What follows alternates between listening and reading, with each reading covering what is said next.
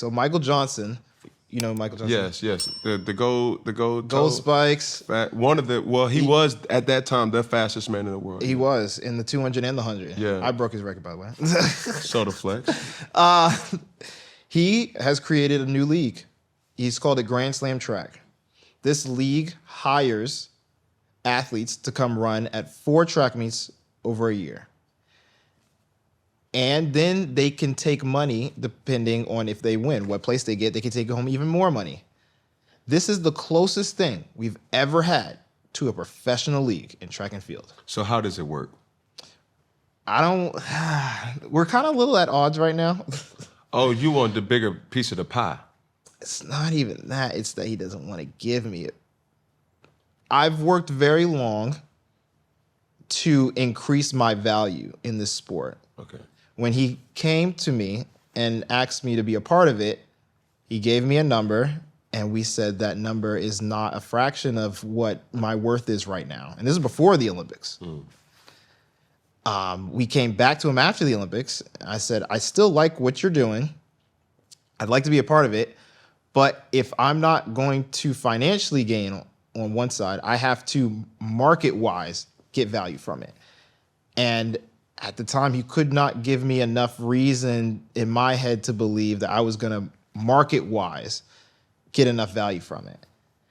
And I know a lot of track and field people are going to be mad, but I'm going to ask you this one question to prove my point.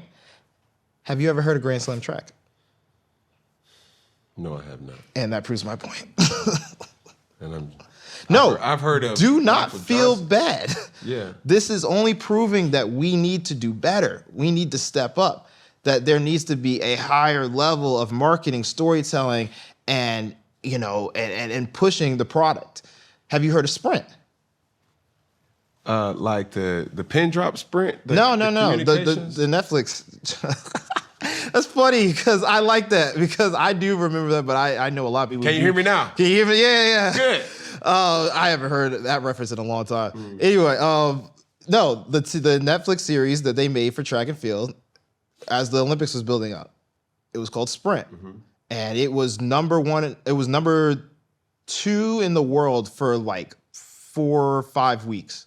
It was a long time. But it basically told the stories of the fastest people in the world as you got to the Olympics. And people were diving into it. After that came out, I was more popular than I have ever been. And this is before Paris happened. I was shocked. I went out in London and I had high schoolers coming up to me and be like, yo, you the guy from Netflix? Yo, you the guy from Sprint? You the guy who won all those awards, yada, yada, yada. And I've been to London multiple times. I've never gotten recognized to the point where it's like, okay, I don't think I can leave the hotel anymore. Like, this is a problem. That was taking what we're doing, showing it to a bigger audience, and showing other companies that what we're doing is not only important, but it's a proven product. Proof of product. Yes, for sure. Right now, we don't have a lot of proofs of product. But that is one piece of it. But the fact that, again, I asked you the question, do you know what Grand Slam Track is? You cannot tell me you know what it is. Shows me that whatever they're doing right now is not strong enough for me to get my value on the side of marketing, and you're not giving it monetarily, so what would I be doing it for? I know Michael Johnson is a household name. But look, one thing I will tell you, and without knowing anything, business is business, bro. And one thing that you cannot do in business is get emotional or take it personal because it's business. And both parties have to come to any agreements to say, hey, this is fair and for me. And that negotiation process may take long. And along that time of happening, or as it's happening, a lot of discoveries, they come up. It's like, yo, well, he's a little different. You know what I'm saying? Or she's a little different. So we have to, pay accordingly. No, I do agree. And there might be a time, maybe next year I'll join. Yeah. Who knows? I'm very open. I'm trying to stay very open because, again, like I said, this is the first thing we've ever had to a track and field league. And I would truly like to see it succeed.